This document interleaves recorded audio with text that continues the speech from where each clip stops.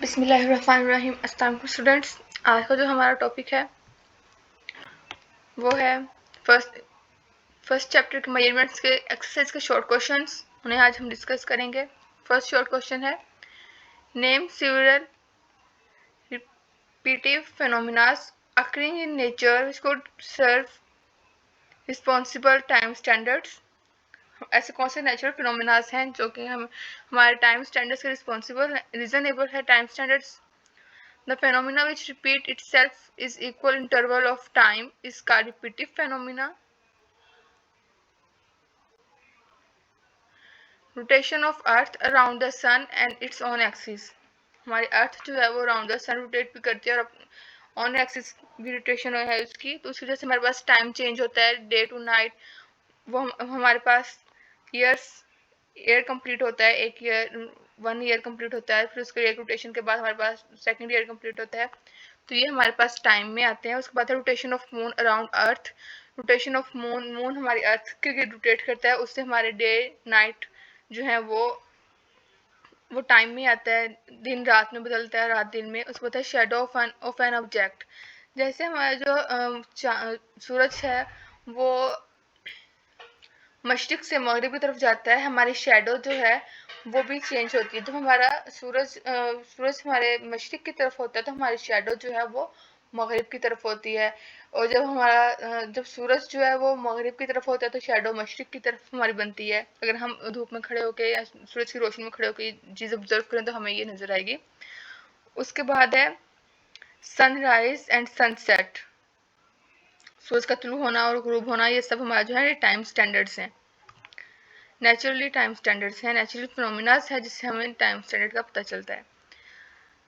Next है, give the drawbacks of use of period of a pendulum.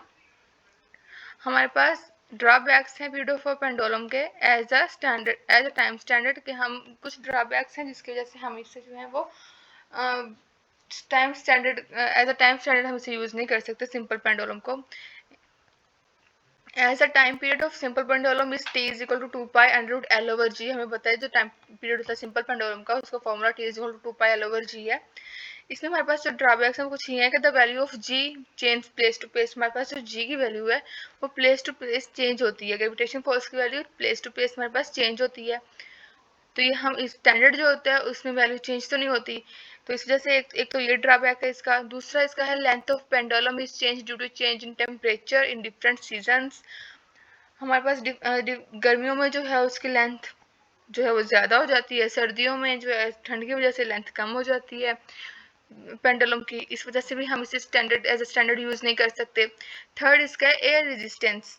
Air resistance में effect the time period of simple pendulum. Air resistance जो है वो भी different है हर जगह पे। एयर रेजिस्टेंस डिफरेंट होने की वजह से भी हम इसे एज अ स्टैंडर्ड यूज़ नहीं कर सकते। फिर हमारे पास ड्रॉबैक्स थे। फर्स्ट में हमारे पास वैल्यू ऑफ जी थी, सेकंड में हमारे पास लेंथ ऑफ पेंडुलम था, थर्ड में हमारे पास एयर रेजिस्टेंस थी जो कि चेंज हो रही थी। थर्ड हमारे पास शॉर्ट क्वेश्चन है, why do we find it useful to have two units for the amount of substance the kilogram and the mole. हमें बताना है कि हमारे पास ये दोनों यूनिट्स जो हैं इनमें क्या डिफरेंस है और हम ये किस लिए यूज़ कर रहे हैं। तो हमारे पास जो किलोग्राम है वो हम मैक्रो लेवल पे यूज़ करते हैं, बड़े लेवल पे। Kilogram is used eight macro level, और जो मोल है वो हम माइक्रो लेवल पे यूज़ करते हैं, छोटे लेवल पे। Is used at micro level. अब mole is used when we concern with number of particles. हमारे पास जब हम मोल यूज करते हैं वो नंबर ऑफ पार्टिकल्स के लिए, मतलब छोटे पार्टिकल्स जो होते हैं। माइक्रो लेवल पे आ गया ये मोल जो है। Number 1 mole of different substance can contain same number of particles but 1 kilogram of different substance have different number of particles। हमारे पास अगर एक 1 मोल है और एक 1 kg है कोई चीज़, अब जो 1 मोल है हमारे पास उसमें नंबर ऑफ पार्टिकल्स हम काउंट करते हैं कि इसमें इतने नंबर ऑफ पार्टिकल्स हैं। अगर हमारे पास दो चीज़ें पड़ी हैं वो एक ही सब्सटेंस है और वो 1 मोल है तो हमारे पास उन दोनों में नंबर ऑफ पार्टिकल्स सेम होंगे। लेकिन अगर हम कोई भी सेम चीज़ ही ले लेते हैं शुगर जैसे अगर हम ले लेते हैं चीनी, वो हम 1 kg ले लेते हैं और दूसरी तरफ में 1 kg ले लेते हैं, तो उन दोनों 1 kg में उनका वेट तो 1 kg है, लेकिन उनमें जो नंबर ऑफ पार्टिकल्स हैं दोनों में डिफरेंट होंगे, किसी में थोड़े हो सकते हैं, किसी में ज़्यादा हो सकते हैं, एक में थोड़े होंगे एक में ज़्यादा होंगे। तो ये उसने हमें इसमें ये हमारा डिफरेंस है कि जो किलोग्राम है वो मैक्रो लेवल पे हम यूज करते हैं और मोल माइक्रो लेवल पे। मोल में हमारे पास सेम नंबर ऑफ पार्टिकल्स होते हैं। One mole of different substance contains same number of particles। लेकिन जो हमारे पास किलोग्राम है, किलोग्राम में हमारे पास डिफरेंट सब्सटेंस के नंबर ऑफ पार्टिकल्स भी डिफरेंट होंगे। नेक्स्ट है 3 students measured the length of a needle with a scale. Minimum division is 1 millimeter and record as 0.2145 meter, 0.21 meter and 0.214 metre. इसमें हमें 3 रीडिंग्स दी है, उसने कहा कि इसमें से कौन सा करेक्ट है। स्टूडेंट है, उन्होंने एक नीडल की मेजरमेंट की, लेंथ उसकी मेजर की एक स्केल से, जिसकी हमारे पास मिनिमम डिवीजन थी, मतलब उसका लिस्ट काउंट जो था हमारे पास स्केल का वो 1 मिलीमीटर था। अब उसने हमें ये पूछा है कि उसने जो मेजरमेंट की इसमें से कौन सी करेक्ट है। वैल्यूज तो ये तीनों के सेम हैं, बस इनमें जो डेसिमल पॉइंट के बाद नंबर है, डेसिमल डिजिट्स जो हैं, डेसिमल प्लेसेस डिफरेंट हैं। अब देखो हमें बताया हुआ है उसने कि 1 मिलीमीटर उसका लीस्ट काउंट था। अब हम अगर मिलीमीटर को मीटर में कन्वर्ट करें तो हमारे पास आता है 0.001 मीटर।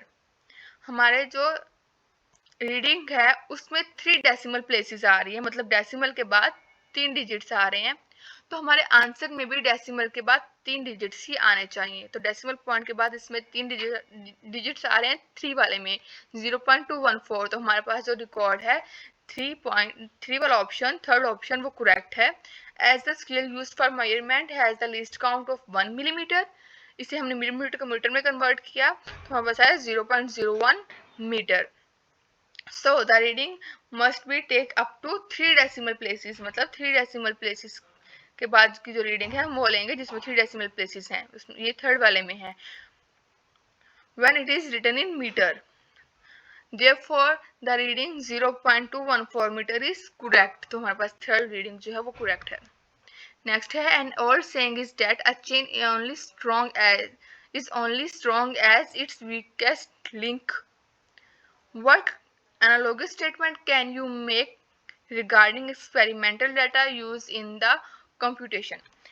वो कह रहा है कि एक और सेइंग है कि जो जो चेन है वो उतनी मजबूत होती है जितना कि उसका वीकेस्ट पॉइंट। इसका मतलब ये कि ये हमारे पास जो है result of experimental data are much accurate when it's reading contain minimum error. इसका मतलब ये है कि हमारा जो एक्सपेरिमेंटल डाटा है वो उतना एक्यूरेट होगा जितना कि उसमें एरर कम होगा। जितना एरर कम होगा उतना वो एक्यूरेट डाटा होगा हमारे पास। इस स्टेटमेंट का ये मतलब है हमारे एनालॉग स्टेटमेंट, हमारी जो एक्सपेरिमेंट है उसमें कि जैसे उसने एग्जांपल दी कि एक चेन उतनी मजबूत होती है जितना कि उसका वीकेस्ट पॉइंट, मतलब किसी कोई चेन है हमारे पास, उसका वीकेस्ट पॉइंट जितना मजबूत होगा उतनी वो मजबूत वो चेन होगी। अगर वो वीकेस्ट पॉइंट मजबूत नहीं होगा तो मतलब वो चेन जल्दी टूट जाएगी। इसका मतलब यही है कि रिजल्ट हमारे पास उतना एक्यूरेट होगा जितनी हमारे पास एरर हमारा कम होगा, जितनी उसकी मेजरमेंट में, जितनी उसकी रीडिंग में कम एरर होगा। The period of sample pendulum is measured by a stopwatch.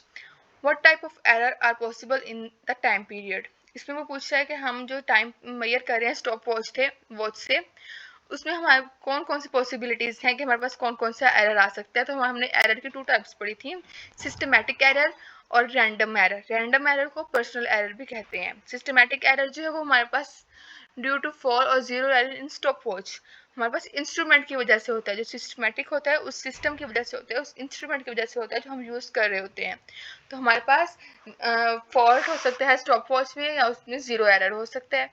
और रैंडम एरर जो है वो हमारी due to negligence and experience of person, मतलब हमारे पास जो एक्सपेरिमेंट हम कर रहे हैं या जो एक्सपेरिमेंट करने वाला है उसकी कोई निग्लिजेंस हो सकती है और या फिर उसे उस एक्सपेरिमेंट का एक्सपीरियंस नहीं है, वो अनएक्सपीरियंस पर्सन है, इस वजह से रैंडम एरर हो सकता है। At the time of stop watch और स्टार्ट ऑफ स्टॉप वॉच, मतलब हो सकता है उसने जो स्टॉप वॉच स्टार्ट करने का टाइम और स्टॉप करने का टाइम जो है वो उसका वही ना हो जो कि होना चाहिए था, उसने लेट स्टार्ट किया हो या जल्दी स्टॉप कर दिया हो। नेक्स्ट हमारे पास है does a dimensional analysis give any information on constant proportionality that may apply in an algebraic expression explain. Dimension analysis का उसने हमसे पूछा है कि वो हमें इंफॉर्मेशन किसके बारे में देता है। तो हमारे पास डिमेंशन एनालिसिस है वो हमें इंफॉर्मेशन कांस्टेंट प्रोपोर्शनैलिटी के बारे में नहीं देता, वो हमें इंफॉर्मेशन किसी भी एक्सप्रेशन में हमारे पास जो कांस्टेंट ऑफ प्रोपोर्शनैलिटीज होती हैं उनके बारे में हमें इंफॉर्मेशन नहीं देता, वो हमें इंफॉर्मेशन देता है डिमेंशंस के बारे में, यूनिट ऑफ डिमेंशंस के बारे में देता है और उन डिमेंशन कॉन्स्टेंट्स के बारे में हमें इंफॉर्मेशन देता है। So dimension analysis does not give any information about constant of proportionality in any expression.